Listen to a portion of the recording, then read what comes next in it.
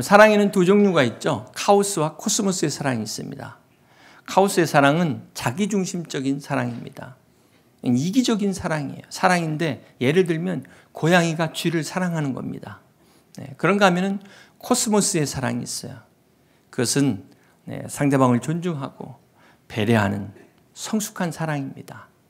카오스의 사랑은 마치 장작불이 막 확 타오르다가 금방 사그라드는 것처럼, 이게 카오스라면 코스모스는 숯불의 그 은은한 불빛이 끊이지 않는 것처럼 이것을 코스모스의 사랑이라고 말합니다. 인간적인 사랑은 아무리 코스모스의 사랑도 언젠가는 변할 수밖에 없다. 변하더라. 그러나 우리 하나님의 사랑만큼은 결코 변치 않는 영원한 사랑이라는 것을 믿으시기 바랍니다. 요한일서 4장 10절에 보니까 사랑은 여기 있으니 우리가 하나님을 사랑한 것이 아니요 하나님이 우리를 사랑하사 우리 죄를 속하기 위하여 화목제물로 그 아들을 보내셨음이라. 그렇습니다. 하나님의 사랑은 예수님께서 화목제물이 되셔서 이 땅에 오셔서 우리에게 그 모든 것을 다 내어주시고 심지어 목숨까지 다 내어주신 하나님의 사랑입니다. 그러므로 하나님의 그 사랑의 최고의 선물은 바로 독생자 예수 그리스도의 사랑이라는 것입니다. 오늘 본문 마태복음 2장 1절을 같이 보시겠습니다. 헤로드 왕 때에 예수께서 유대 베들레헴에서 나시매, 예수님께서 태어나신 때가 헤롯 왕 때다 이렇게 기록을 하고 있습니다. 여러분, 이 헤롯 왕은 유대인이 아니고 에돔 사람입니다. 로마 황제 시저에 의해서 BC 47년에 유대인의 총독으로 임명이 되죠. 그리고 7년 후인 BC 40년에는 유대 분봉왕으로 그가 임명이 됩니다. 예수님이 탄생할 때 그의 나이가 70세쯤이었다라고 이야기하고 있어요. 요즘 같으면 그렇게 나이가 많다고 할 수 없지만 이 당시에는 나이가 많은 상태죠. 이 헤롯이 얼마나 악했는지, 예를 들면 자기 아내 죽이고 장모 죽이고 장남 두 아들 다 죽인 정말 악독한 폭군이었습니다. 정신병자와 같은 이 헤롯이 유대를 다스리고 있는 그 시기에 예수님이 탄생했다는 거예요. 무슨 말입니까? 우리 주님은 편안한 때 오신 것이 아니라 가장 어렵고 가장 힘든 환난의 때 가장 연약한 인간의 모습으로 이 땅에 오셨습니다. 사랑하는 성도 여러분, 오늘 여러분의 환경이 이 악한 헤롯과 같은 그러한 환경에 사방으로 우겨쌈을 당한 것 같은 그런 분들이 계실지 모르겠습니다. 여러분의 어떤 힘든 절망적인 최악의 환경이 여러분 가운데 있다 할지라도 그 가운데 예수님이 함께 하시기를 주님의 이름으로 축복합니다. 주님은 우리 죄인을 구원하시기 위하여 이 땅에 내려오셨습니다. 사망의 권세를 깨트리기 위하여 이 땅에 오셨습니다. 마태복음 2장 1절을 다시 봅니다. 헤롯 왕 때 예수께서 유대 베들레헴에서 나시매, 동방으로부터 박사들이 예루살렘에 이르러 말하되, 이 동방의 박사들은 메소포타미아 바벨론의 천문학자들이었을 것이다 라고 이야기를 합니다. 바벨론은 예수님 당시로부터 500년 전, 600년 전이죠. 이스라엘 백성들이 포로로 잡혀갔습니다. 그리고 그들이 다시 귀환했지만 그러나 여전히 그 땅에 남아있는 사람들이 있었습니다. 이 동방의 박사들은 바벨론에 남아있던 이스라엘 백성들, 유대인들의 후손이었을 것이다. 그래서 그들은 비록 그 땅에서도 메시아에 대한 소망을 갖고 기다렸을 것입니다. 이 당시 바벨론은 점성학, 지금으로 말하면 이 천문학이 발달됐습니다. 그래서 이를 근거로 해서 동방 박사들은 천문학에 정통한 박사들이었을 것이다라고 학자들은 주장을 합니다. 그렇다면 이 구체적으로 이 동방 바벨론은 예루살렘과 얼마나 거리가 떨어져 있을까요? 에스라 7장 9절을 보시면, 도하루에 바벨론에서 길을 떠났고 하나님의 선한 손에 도우심을 입어 다섯째 달 초하루에 예루살렘에 이르니라. 자, 에스라와 함께 바벨론에서 예루살렘으로 귀환한 사람들이 첫째 달 초하루에 출발했다 그랬어요. 그리고 도착한 날이 다섯째 달 초하루, 그러니까 4달이 걸렸다라는 것을 알 수가 있습니다. 자, 그렇다면 동방 박사들도 바벨론에서 베들레헴까지 거의 한 4달 정도가 걸렸을 것이다라는 것을 우리가 알 수 있게 되는 것이죠. 이 동방 박사들이 주님 앞에 성탄 예배를 드리기 위해서 무려 4개월이라는 시간을 들여서 그 주님 앞에 찾아온 거예요. 여러분 오늘 이 예배를 드리시기 위해서 여러분 집에서 오시는데 얼마나 걸리셨습니까? 우리가 꼭 가깝다고 잘 믿고 멀다고 못 믿는 게 아니에요. 혹시 아직도 몸이 불편하지 않은데 동영상으로 예배 드리시는 분 계신다면 오늘 은혜 받으시길 바랍니다. 우리 일부 예배에 이 권사님 부부가 요 앞에 사시는데요. 다리가 불편하셔서 남편이 지팡이를 짚고 오시는데 1시간 걸린대요. 근데 한 번도 빠지지 않고 그 1시간 오셔서 예배 드리고 가시는데 1시간입니다. 근데 항상 보면은 주일마다 단골로 지각하시는 분은 절대 먼 데서 오시는 분이 아니에요. 평소에 지각 한 번도 안 하는데 오늘 어쩌다 지각했는데 제가 이 얘기했다. 하나님께서 여러분 사랑하십니다. 여러분 주차장이 불편하셔도 동방박사 생각하시면서 감사로 은혜를 끝까지 잃어버리지 마시기를 바랍니다. 이 동방박사들이 왜 이렇게 먼 길을 위험과 고난을 감수하고 무릅쓰고 왔을까요?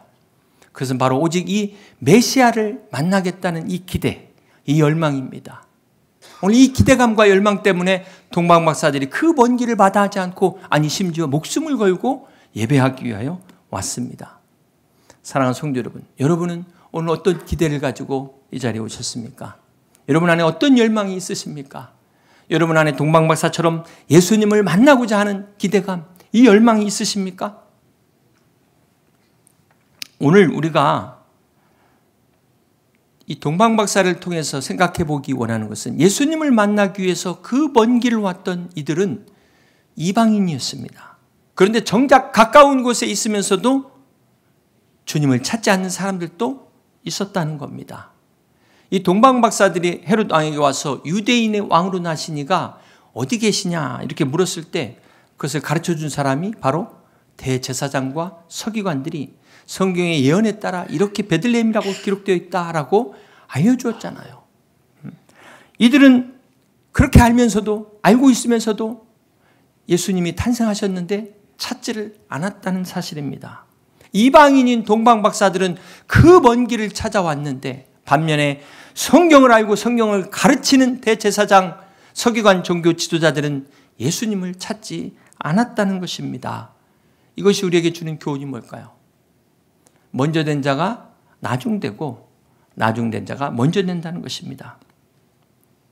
사랑하는 성도 여러분, 이 당시 종교 지도자들은 성경의 지식을 너무나 잘 알고 있었지만 그들은 막상 그렇게 살지를 않았습니다. 그런데도 이 동방의 박사들은 비록 이방인이었고 예수님이 어디서 태어나는지 잘 알지 못했지만 그럼에도 불구하고 그들은 순종했어요. 그들의 삶에서 말씀대로 실천했다는 것입니다. 자, 여기서 신앙이라는 것은 지식보다도 행함이 더 중요하다라는 것을 우리가 알게 됩니다.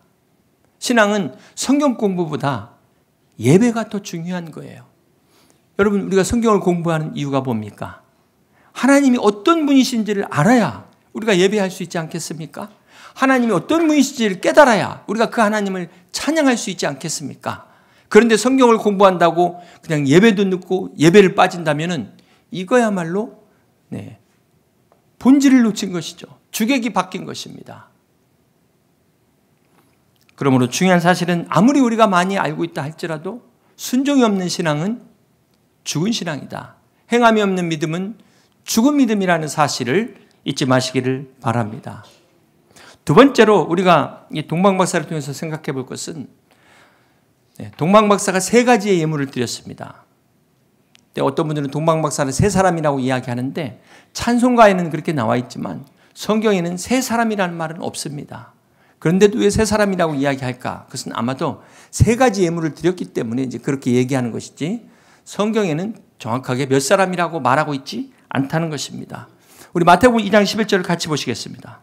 집에 들어가 아기와 그의 어머니 마리아가 함께 있는 것을 보고 엎드려 아기께 경배하고 고배합을 열어 황금과 유향과 모략을 예물로 드느니라. 이 동방박사가 드린 황금은 이 당시 왕에게 드리는 대표적인 예물입니다. 이 고대 왕의 무덤에는 황금들이 다 있잖아요. 그러므로 이 동방박사가 예수님께 황금을 드렸다. 이것은 예수님이야말로 만왕의 왕이십니다. 이걸 인정하고 고백하는 믿음의 표현입니다. 또한 이 황금이라는 것이 변치 않는 믿음을 상징합니다. 여러분 황금이 나오는 과정을 보시면 그냥 한 번에 황금이 뚝 떨어지는 게 아니잖아요. 단번에 나오는 게 아니잖아요. 돌이나 어떤 흙 속에서 황금을 캐고 또 그것에서 불순물을 걸러지는 그런 연단의 과정을 통해서 순금이 나오게 됩니다. 자, 그러므로 우리 순금 같은 믿음이 되려면은 어느 날 갑자기 그렇게 되는 것이 아니라 그 연단의 과정을 거쳐가면서 성화의 삶을 통해서 우리의 믿음이 정금과 같이 나아가게 되는 것입니다. 무엇보다도 이게 금이라는 것은 언제 어디서든 변치 않잖아요. 이게 변하면 금이 될 수가 없습니다. 이 변치 않는 믿음, 이 믿음이 바로 금 같은 믿음이다. 금보다 더 귀한 믿음이다. 우리가 그렇게 이야기합니다. 요즘 금값이 너무 많이 올랐다고 해요. 그래서 우리가 황금을 주님 앞에 드릴 수는 없지만 그러나 황금 같은 믿음은 드릴 수 있다는 것입니다. 동방과 박사와 같은 예수님을 왕으로 모시는 그런 믿음, 왕으로 따르는 믿음, 그런 금과 같은 변치 않는 믿음으로 황금과 같은 축복을 누리시기를 주님의 이름으로 축복합니다. 오늘 새로 오신 분이 이렇게 첫 자리, 이 앞자리에 앉으셨는데 이런 일도 처음이죠. 네, 이 앞자리가 금자리예요. 금자리. 네. 오죽하면 그 버스 기사님이 승객들이 자꾸 뒤로 안 가고 앞으로 오니까 교회 와가지고 목사님에게 물었다잖아요. 어떻게 하면은 교회 와보니까 성도들이 지금은 이렇게 자리가 없어서 그렇지만 다 뒤에만 앉아있어요. 앞자리 놓고. 어떻게 하면 승객을 뒤로 가게 할 수 있는가. 그래서 목사님한테 물었다는 거 아닙니까? 여러분 이 앞자리가 항상 금자리를 사모할 수 있는 여러분 되시기를 주님의 이름으로 축복합니다. 두 번째 예물이 유향인데요. 유향은 아라비아 지방의 관목에서 채취한 진액으로 만든 향입니다. 구약 때 제사를 드릴 때 사용했던 향입니다. 이 유향은 영원한 대제사장이신 예수님을 상징하는 예물이 바로 유향입니다. 이것은 바로 예수님은 죄가 없으신 대제사장으로 오셨다. 이것을 의미하고 있어요.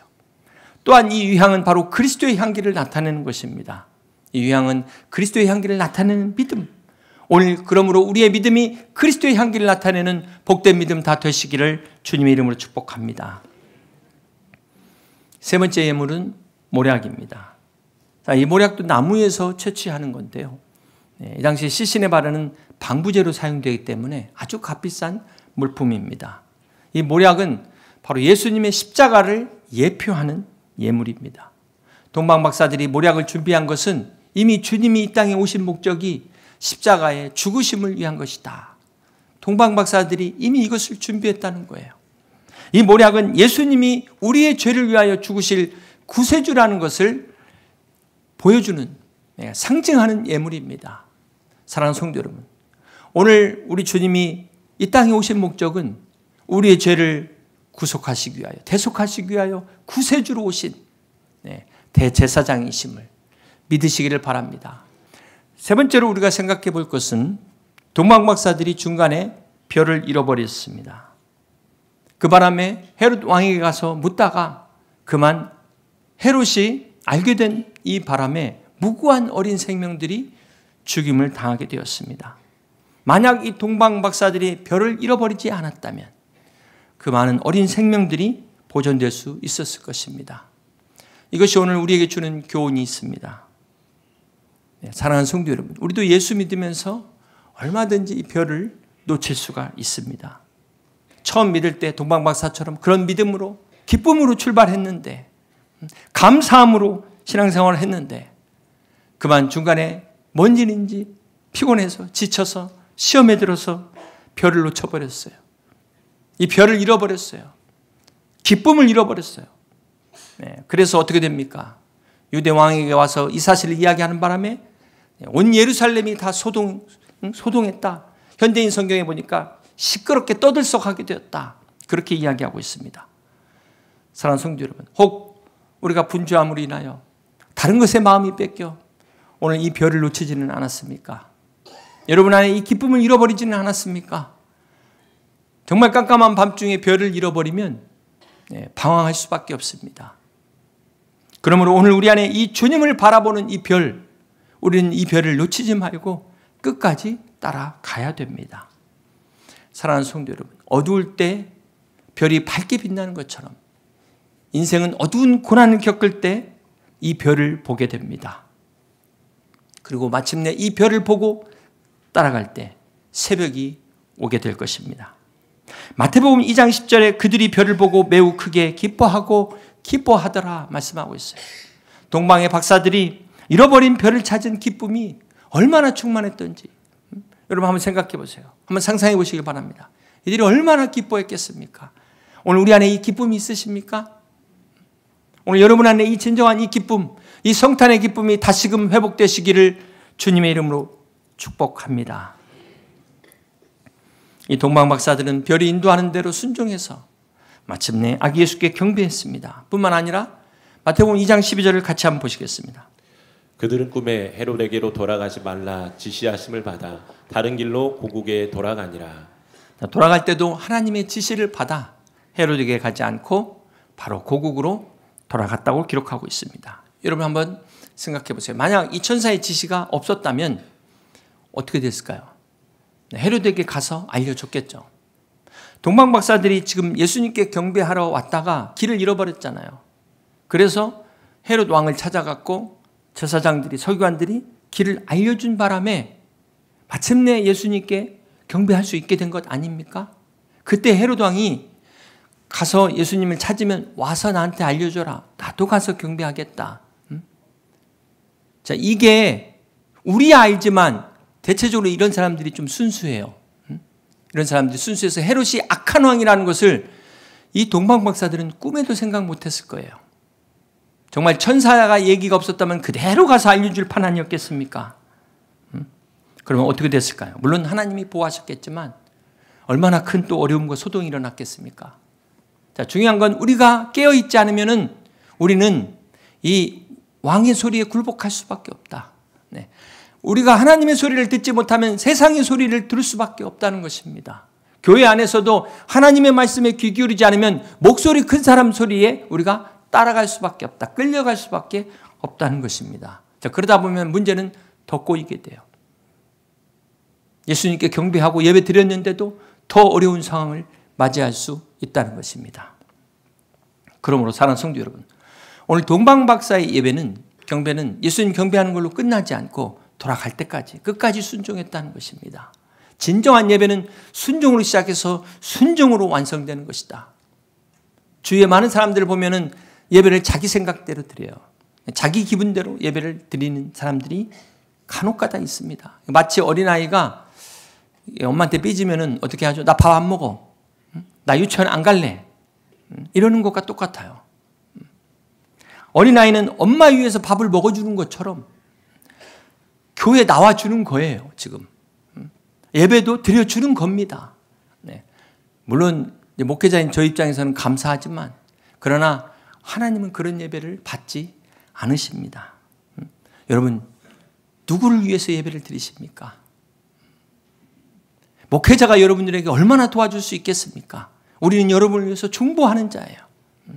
진정한 우리의 도움은 살아계신 하나님께 있음을 잊지 마시고 우리의 예배와 경배의 대상은 오직 예수 그리스도 하나님이신 것을 기억하시길 바랍니다. 사랑하는 성도 여러분, 오늘 이 동방박사가 주는 교훈이 뭘까요? 동방박사들은 무엇 때문에 그렇게 먼 길을 위험을 감수하고 이렇게 왔을까요? 예수님의 공생의 기간이 3년입니다. 예수님의 그 3년의 기간 동안만 기적을 행하셨습니다. 오병이어의 기적, 죽은 나사로를 살리는 기적. 많은 사람들이 그 기적을 보고 주님을 따랐습니다. 그런데 지금 동방의 박사들은 주님 어떤 기적을 본 게 아니에요. 네. 동방 박사가 지금 아기 예수께 경배하려고 하는 것은 어떤 다른 목적이 있는 게 아니라는 겁니다. 그냥 오직 경배하기 위한 순수한 목적으로 지금 아기 예수를 향해서 가고 있다는 거예요. 아기 예수를 만나면 내가 기적을 경험할 것이다. 아기 예수를 만나면 내가 명예와 부를 얻을 것이다. 이런 생각을 갖고 그 험한 길을, 그 먼 길을 찾아오지 않았다는 것입니다. 오로지 하나님의 아들 오신 메시아를 경배하기 위하여. 이 경배 자체가 목적이라는 거예요. 이것이 우리의 예배의 목적이 되어야 되는 것입니다. 그렇습니다. 사랑하는 성도 여러분, 신앙은 거래가 아니에요. 조건이 아닙니다. 내가 이렇게 하면 복 주시겠지. 물론 기도는 그렇게 할 수 있지만 그것은 진정한 예배가 될 수 없습니다. 오늘 동방박사의 믿음은 믿다 보니까 축복을 받은 것이지 축복받기 위해서 믿은 것이 아닙니다. 사랑하는 성도 여러분, 여러분 어떤 마음으로 오셨습니까? 축복받은 믿음과 축복받기 위한 믿음은 다릅니다. 하늘과 땅 차이예요. 최고의 복은 우리가 예수님을 믿는 것이지만 이보다 더 큰 복은 그 예수님께 예배할 수 있는 특권, 예배할 수 있는 특권. 네. 오늘 우리가 최고의 복만 누리지 마시고 최고의 특권을 누릴 수 있는 우리 여의도침례교회 모든 성도들 다 되시기를 주님의 이름으로 축복합니다. 사랑하는 성도 여러분, 이 동방박사가 아무리 황금과 유향과 모략을 싸들고 왔어도 주님을 만나지 못했다면 무슨 소용이 있겠습니까? 또한 마지막 돌아갈 때까지 끝까지 온전하게 순종하지 못했다면 어떻게 됐겠습니까?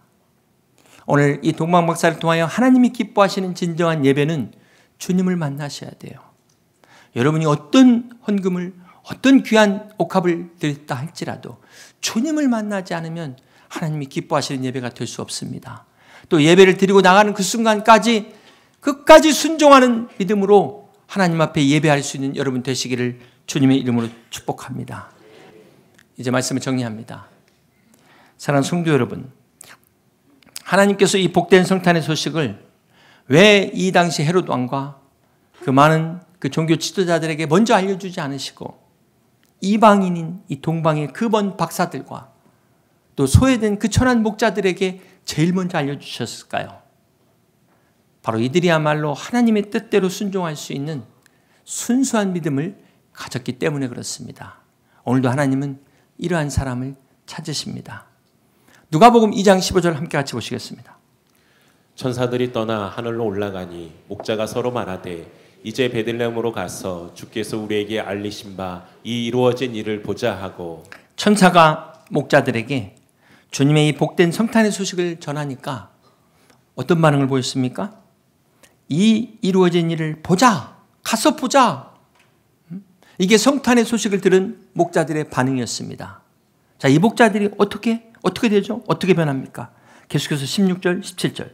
빨리 가서 마리아와 요셉과 구에 누인 아기를 찾아서 보고 천사가 자기들에게 이 아기에 대하여 말한 것을 전하니, 보고 천사가 자기들에게 이 아기에 대하여 말한 것을 전하니, 네. 와서 보라. 그래서 이 예수님을 본 이 천사들이 어떻게 바뀌었어요? 가서 전하라. 가서 전하자. 가서 전하는 삶으로 변화된 것입니다. 오늘 우리에게는 두 가지의 선택이 있어요. 와서 보느냐, 가서 전하느냐. 아직도 이 복된 소식을 경험하지 못한 사람들은 와서 봐라, 와서 들어라. 그러나 이 복된 성탄의 소식을 듣고 예수님을 구주로 영접한 사람들은 가서 이 복된 소식을 전할 수 있는 우리 여의도 침례교회 모든 성도들 다 되시기를 주님의 이름으로 축복합니다.